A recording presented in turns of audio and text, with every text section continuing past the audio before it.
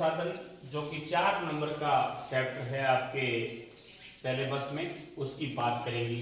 सबसे पहले तो हम बात करते हैं प्राकृतिक संसाधन किसे कहते हैं, यानी है क्या प्राकृतिक संसाधन। वैसे ये नाम के साथ ही अपने आप को परिभाषित कर रहा है कि प्राकृतिक यानी नेचुरल, प्रकृति से प्राप्त होने वाले वे सभी वस्तुएं जो प्रकृति से प्राप्त है तथा प्रत्यक्ष व अप्रत्यक्ष रूप से हमारे लिए यानी मानव के लिए उपयोगी होती है, प्राकृतिक संसाधन कहते हैं। तो प्रकृति से प्राप्त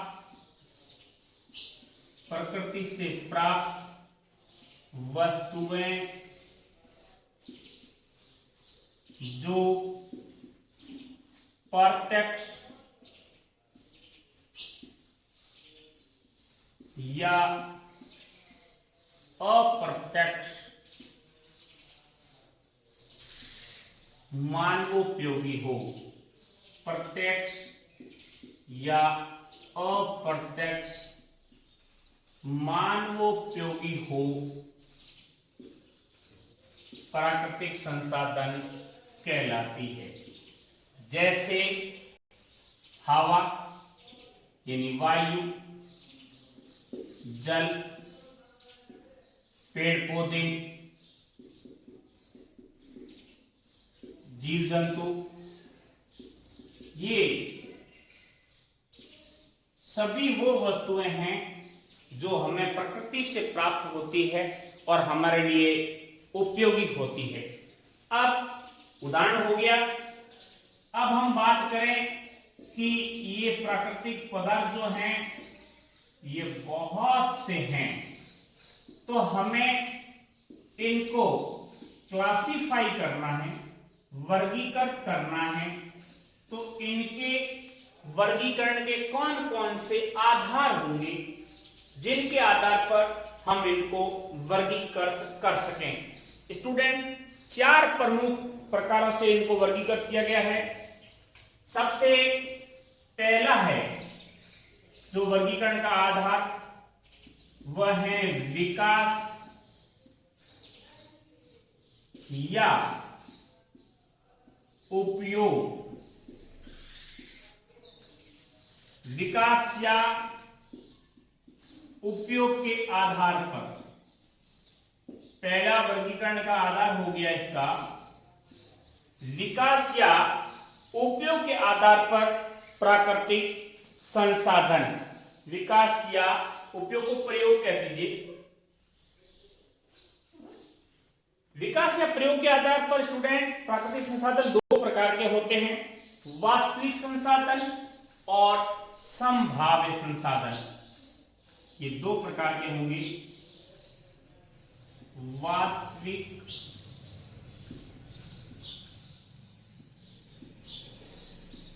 संसाधन और दूसरे जो होंगे वो होंगे संभाव्य संसाधन, यानी जिनका फ्यूचर में, भविष्य में मिलने की संभावना होती है, वे संभाव्य संसाधन होते हैं। और वास्तविक संसाधन तो वे होते हैं जो असीमित मात्रा में हैं, हमें उनका पता है और हम उनका उपयोग कर रहे हैं। दूसरा वर्गीकरण का आधार होगा उद्गम या उत्पत्ति के आधार पर। दूसरा होगा उद्गम या उत्पत्ति के आधार पर। उद्गम या उत्पत्ति के आधार पर। उद्गम या उत्पत्ति के आधार पर भी स्टूडेंट प्राकृतिक संसाधन जो हैं वह 2 प्रकार के होते हैं। पहला है जैव संसाधन और दूसरा है अजैव संसाधन। जैव संसाधन और दूसरा जो है वह है अजैव संसाधन। जैव संसाधन और अजैव संसाधन क्या है, इनके बारे में भी हम बात करेंगे और आपको बताएंगे कि जैव संसाधन कौन से हैं, अजैव संसाधन कौन से हैं। तीसरा है भंडारण या वितरण के आधार पर। तीसरा हो जाएगा भंडारण व वितरण के आधार पर। भंडारण या वितरण के आधार पर। स्टूडेंट, भंडारण या वितरण के आधार पर भी प्राकृतिक संसाधन दो प्रकार के होते हैं। सर्वव्यापक, पहला हो जाएगा सर्वव्यापक संसाधन, दूसरा हो जाएगा स्थानिक संसाधन। स्थानिक संसाधन। स्टूडेंट, एक और आधार है जो चौथा आधार है। चौथे आधार को किताब में अलग दे रखा है, लेकिन मैंने इसके साथ में ही बनाया है। उस आधार को भी आपको दिमाग में रखना है। उसका नाम होगा निर्माण के आधार पर। निर्माण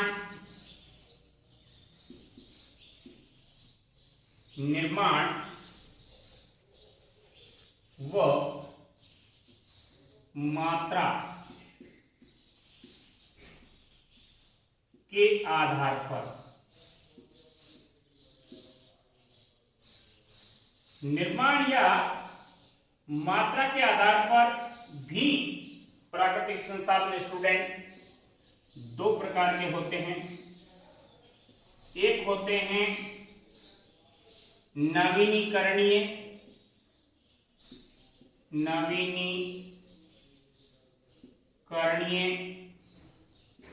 संसाधन, दूसरे स्टूडेंट होते हैं अनवीनीकरणीय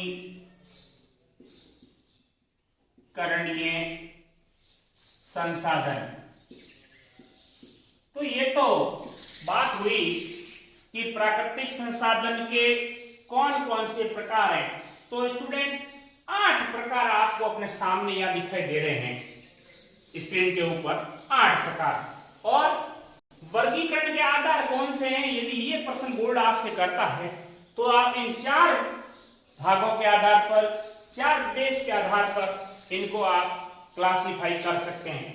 अब हम सबसे पहले बात करते हैं विकास या प्रयोग के आधार पर प्राकृतिक संसाधन। स्टूडेंट, मैंने इसके 2 प्रकार लिखे हैं। वास्तविक संसाधन वे संसाधन होते हैं जो हमें पता है और जिनका आज हम उपयोग कर रहे हैं, जिनकी बहुत सी मात्रा उपलब्ध है और हम इनका आज में उपभोग कर रहे हैं। वे तो वास्तविक संसाधन कहलाएंगे क्योंकि वास्तव में हम उनका उपयोग कर रहे हैं। और इसकी हम बात करें कि उदाहरण कौन सा होगा, तो महाराष्ट्र में काली मिट्टी होती है। महाराष्ट्र में काली मिट्टी है, ये हमें पता है, जिसका उपयोग हम कर रहे हैं आज। वे वास्तविक संसाधन। वापस सुन लें, वास्तविक संसाधन वे संसाधन हैं जिनका हमें पता है, जो बहुत मात्रा में है और जिनका हम उपभोग कर रहे हैं। वे वास्तविक संसाधन, ये वास्तव में है। ये मार्कर अभी है हमारे सामने और हम इससे लिख रहे हैं, तो ये वास्तविक संसाधन कहलाएगा। ये बोल्ड है और हम इसका उपयोग कर रहे हैं, ये वास्तविक संसाधन है। दूसरा हो गया संभावित संसाधन। वे संसाधन जो आज उपलब्ध नहीं है लेकिन भविष्य में विकास के आधार पर भविष्य में प्रयोग में लिए जाएंगे, वे संभाव्य संसाधन कहलाते हैं। जैसे माना यूरेनियम के भंडार है कहीं, तो वह यूरेनियम भविष्य में काम आएगा, तो यह संभाव्य संसाधन में माना जाएगा। तो वास्तविक संसाधन मौजूद हैं, उपलब्ध हैं और भोग कर रहे हैं। संभाव्य संसाधन भविष्य में मिलेंगे, उपयोग करेंगे, वे संभाव्य संसाधन। दूसरा है उद्गम या उत्पत्ति के आधार पर संसाधनों के प्रकार। सबसे पहला है जैव संसाधन।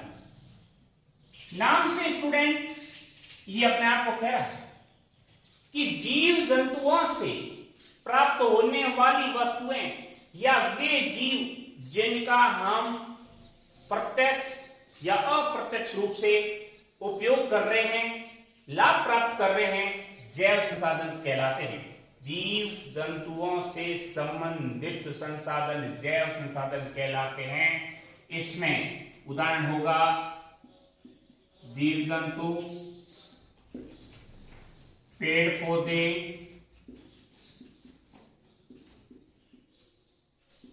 और मनुष्य। स्टूडेंट मनुष्य भी संसाधन है, इस बात का भी ध्यान रखें, और वह जैव संसाधन है। अजैव संसाधन जो जीव जंतुओं से संबंधित नहीं है, अजैव संसाधन कहलाएंगे। ये वायु, जल, प्रकाश। तो वायु, जल, प्रकाश, ये संसाधन जीवों से प्राप्त नहीं होने के कारण अजैव संसाधन कहलाएंगे। अब है भंडारण या वितरण के आधार पे। स्टूडेंट पहला प्रकार है इसका सर्वव्यापक संसाधन। वे संसाधन जो सभी जगह उपलब्ध है, सब जगह पाए जाते हैं, सर्वव्यापक संसाधन कहलाते हैं। जल, मिट्टी, मृदा जिसे कहते हैं, प्रकाश, ये सब जगह है, तो ये क्या कहलाएगा? सर्वव्यापक संसाधन। स्थानिक संसाधन जो किसी स्पेशल स्थान पे पाए जाते हैं, स्पेशल स्थान पे पाए जाते हैं, विशेष स्थान पे पाए जाते हैं, स्थानिक संसाधन कहलाते हैं। माना कोयला एक क्षेत्र विशेष में निकला जाता है, संगमरमर माना एक विशेष एरिया से निकाला जाता है, तो वो स्थानिक में आएगा। चौथा प्रकार है निर्माण व मात्रा के आधार पर। स्टूडेंट इसका पहला टाइप होगा नवीनीकरणीय संसाधन। नवीनीकरणीय यानी नया बनाया जा सकता है, इंग्लिश में इसको बोलते हैं रिन्यूएबल।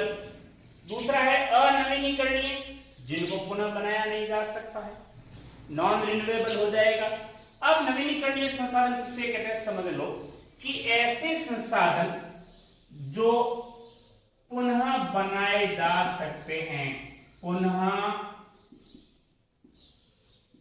निर्माण संभव है,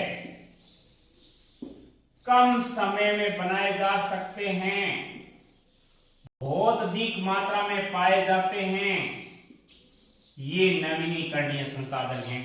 अब पेड़ को आप वापिस लगा सकते हैं, ऑक्सीजन और कार्बन डाइऑक्साइड जो गैसें हैं ये पुनः बनती है, तो ये रिन्यूएबल में आएगी। ठीक है। अब दूसरे हैं अनवीनीकरणीय, जिन्हें आप पुनः नहीं बना सकते, और यदि बनाएंगे तो इसमें बहुत सा टाइम लग जाएगा, तो आप कहेंगे पुनः निर्माण इसमें संभव था, इसमें लिख दो संभव नहीं है। ये अधिक मात्रा में थे, ये कम मात्रा में है।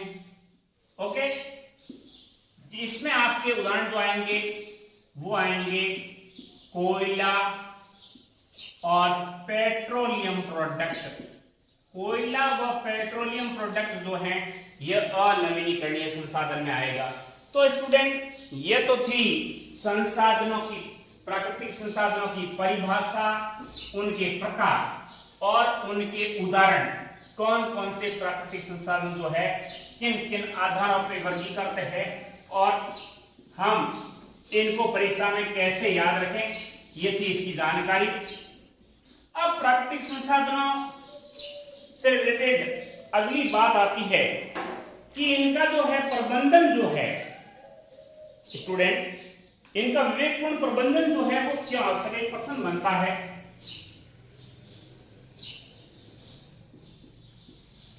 प्राकृतिक संसाधनों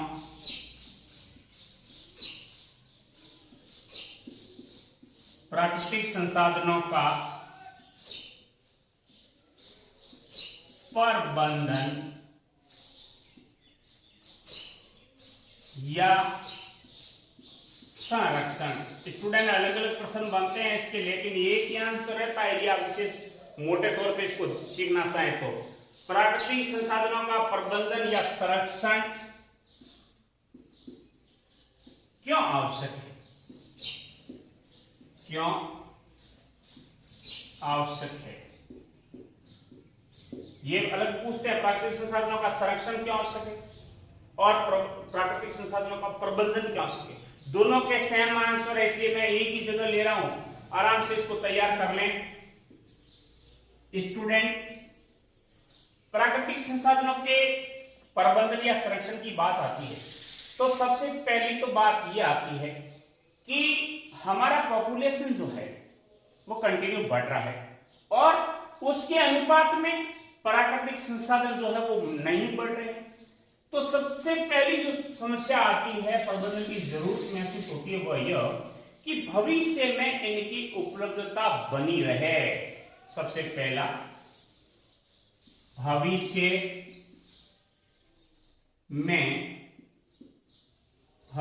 में उपलब्धता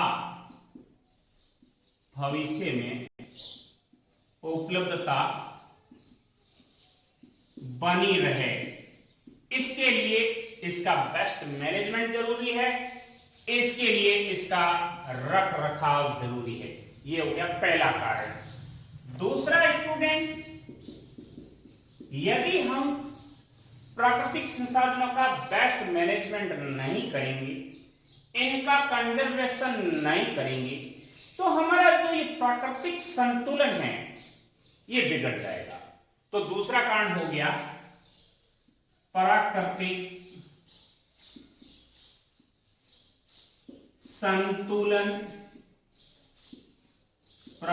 संतुलन बनाए रखने हेतु। तीसरा स्टूडेंट, हम प्राकृतिक संसाधनों का मैनेजमेंट सही नहीं करेंगे, अंधाधुंध इसका अविवेकपूर्ण उपयोग करेंगे अर्थात संरक्षण नहीं करेंगे, तो पर्यावरण प्रदूषण जो है वो तो हो जाएगा। तो पर्यावरण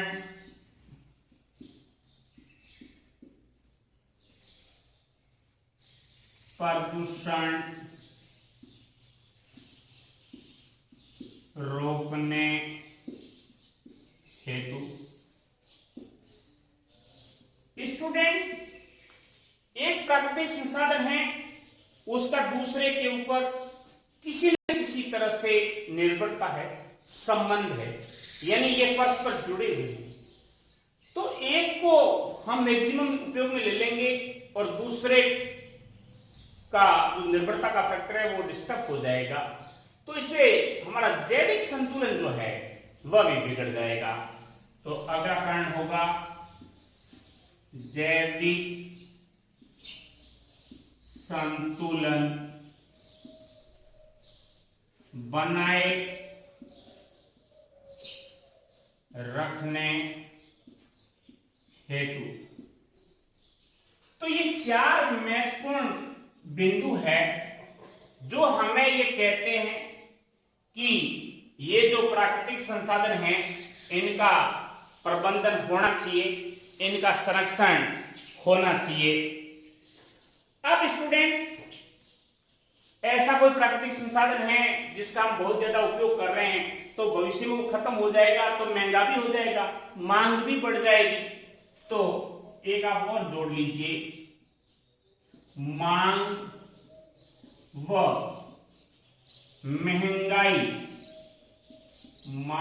महंगाई के नियंत्रण, मांग व महंगाई के नियंत्रण हेतु भी इसका रख रखाव जो है वह बहुत जरूरी है। अब दूसरा प्रश्न बनता है संरक्षण के तरीके, यानी हम इन प्राकृतिक संसाधन जो है इनका संरक्षण कैसे करें, संरक्षण के उपाय कौन से हैं। तो दूसरा प्रश्न बन जाएगा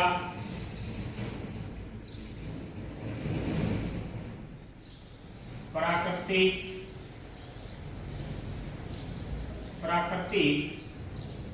संसाधनों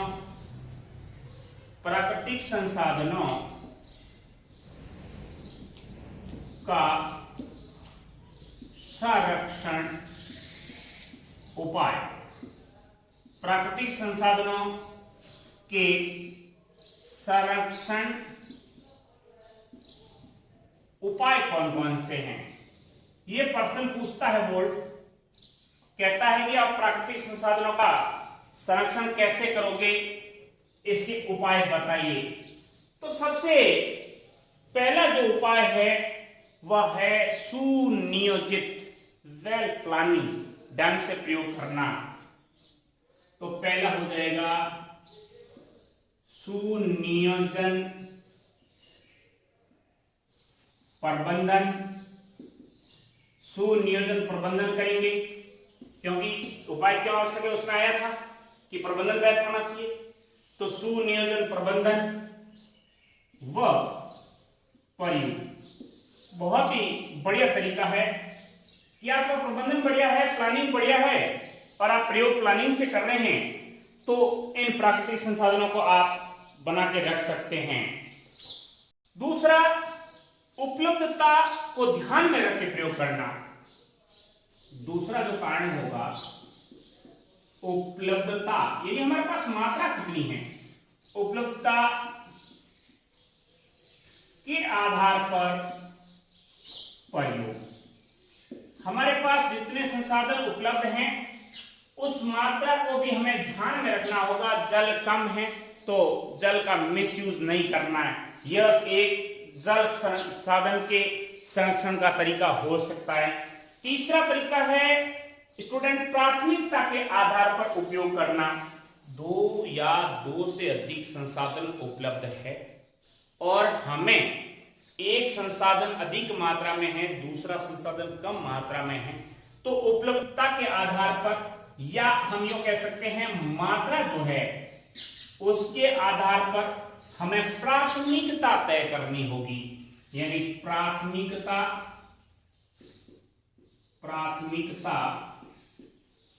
के आधार पर प्रयोग। प्राथमिकता के आधार पर प्रयोग में स्टूडेंट आपको ऑफिस जाना है तो आप पब्लिक सर्विसेज का उपयोग कर सकते हैं। क्यों? क्योंकि फ्यूल जो है, ईंधन जो है वो आपके देश में जो है उपलब्ध नहीं है, कम है, मात्रा कम है उसकी, तो आप पब्लिक सर्विस का उपयोग करेंगे।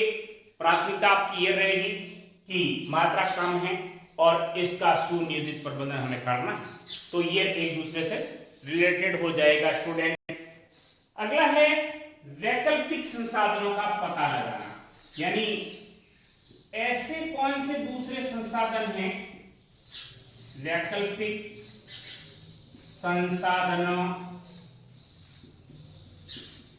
का पता लगाना। अब स्टूडेंट आपको पानी गर्म करना है, पानी गर्म करने के लिए आपको लकड़ी चाहिए, पानी गर्म करने के लिए आपको बिजली चाहिए, और आप दोनों ही जानते हैं कि इनकी उपलब्धता जो है, मांग जो है वो अधिक है, ये दोनों खत्म हो जाएंगे। तो आप इसका वैकल्पिक स्रोत सोलर एनर्जी जो है, सूर्य की किरणें जो है उसका उपयोग कर सकते हैं अपने पानी की बाल्टी को गर्म करने के लिए। तो यह वैकल्पिक संसाधन हो गया। हवा जो वायु है, इससे आप एनर्जी क्रिएट कर सकते हैं और उससे विभिन्न उपयोग कर सकते हैं। अब स्टूडेंट ये तो हो गया प्राकृतिक संसाधनों का प्रबंधन क्यों और उपाय जो है वो कौन से होने चाहिए, यानी क्यों व कैसे। आप इसको यहां समझ सकते हैं, क्यों व कैसे। अब स्टूडेंट, एक प्राकृतिक संसाधन है वन, और आपने इसी सेक्टर में इसको लेकर के एक दो प्रश्न बनते हैं। तो सबसे पहले तो हम बात करते हैं कि वनों का हमारे लिए इंपॉर्टेंस क्या है। प्रश्न आता है बोर्ड में, वनों के महत्व देखिए। तो सबसे पहला हो जाएगा स्टूडेंट भोजन, यानी खाद्य पदार्थ या खाद्य वस्तुएं, औषधि,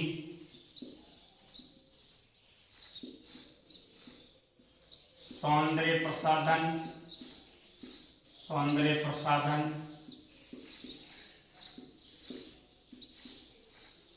जलौ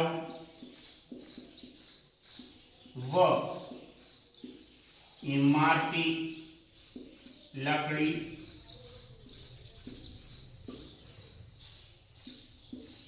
अपरदन रोकने में, पर्यावरण संतुलन में, तापमान कम करने में, तापमान कम रखने में, और मैं तो ये कहता हूं कि मानव अस्तित्व जो है वह भी वनों पे टिका हुआ है। तो ये प्रमुख वनों से होने वाले फायदे हैं। अब स्टूडेंट, वनों का घटने का जो कारण है वो है वनोन्मूलन, वन उन्मूलन। तो एक प्रश्न और बनता है, वनोन्मूलन क्या है?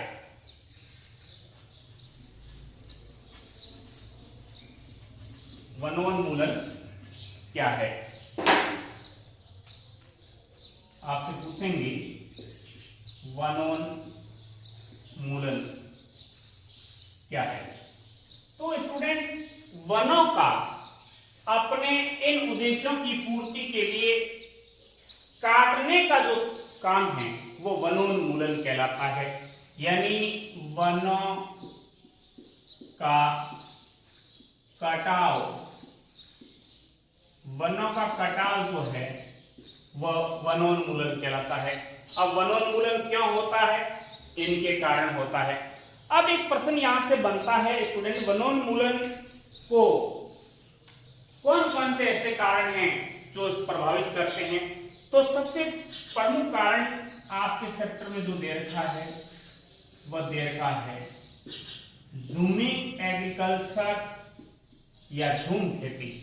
बोर्ड ने एक दो बार इसके ऊपर भी प्रश्न बना लिए। तो स्टूडेंट, कुछ लोग ऐसे होते हैं जो एक एरिया विशेष में रुक करके, क्षेत्र विशेष में रुक करके उस स्थान विशेष की वनस्पति को काटकर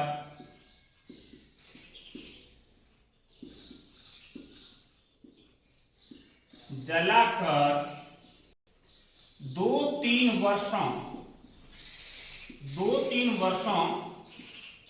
तक खेती करके उस स्थान को छोड़ देना, उस स्थान को छोड़ देना झूम खेती कहलाता है।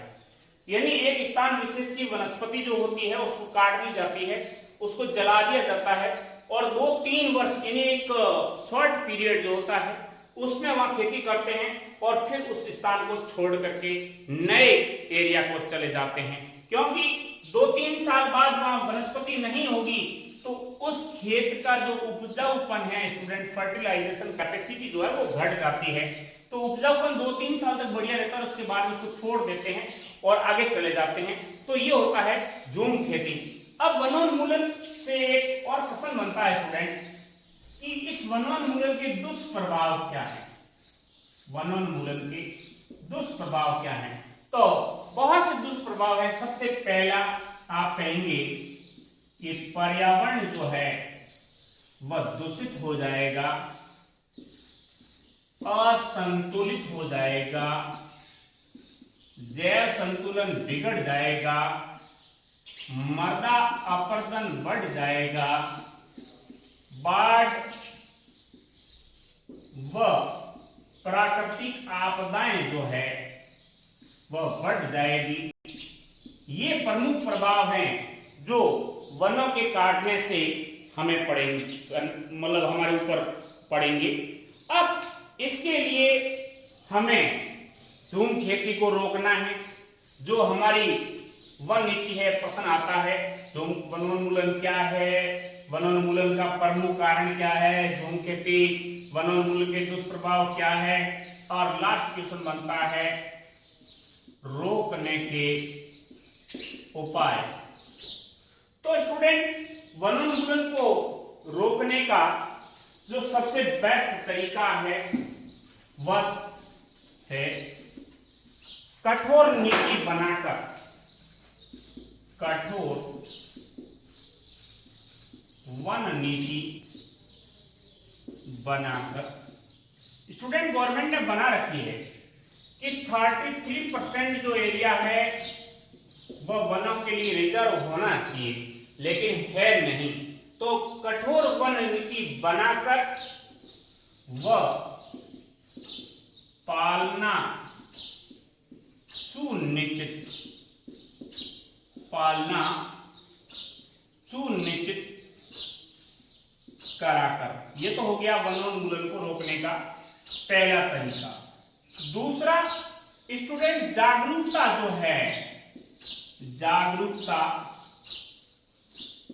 बढ़ाकर, यानी लोगों को वनों के कारण हमारे जीवन का अस्तित्व हो, ये बात उनके दिमाग में बिठानी होगी, जागरूक करना होगा, प्रेरित करना होगा। इसके लिए खेजड़ली चिपको उन आंदोलनों को आप प्रेरणा के रूप में ले सकते हैं।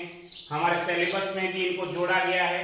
कारण सीधा सा है इन चैप्टर को देने के पीछे, इन उदाहरणों को देने के पीछे, कि लोगों में वनों के प्रति जो है वह जागरूकता आ जाए। ये अपनाकर तीसरा, प्रोत्साहन व दंड प्रक्रिया अपनाकर प्रोत्साहन देना चाहिए। जो लोग वनों को रोकते हैं, वनों को बढ़ावा देते हैं, और जो काटते हैं, खनन और हनन करते हैं, उनको पनिशमेंट देना चाहिए। तो प्रोत्साहन व दंड प्रक्रिया अपनाकर हम वन उन्मूलन को रोक सकते हैं।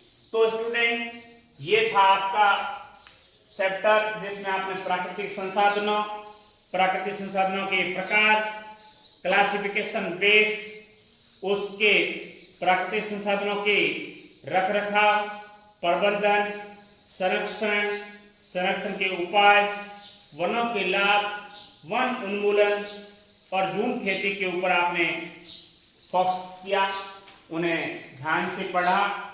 इस संबंध में आपको यदि किसी प्रकार की कोई समस्या है तो आप हमारे चैनल पर सुझाव के रूप में बता सकते हैं। हम आपकी सभी समस्याओं का समाधान करेंगे। धन्यवाद।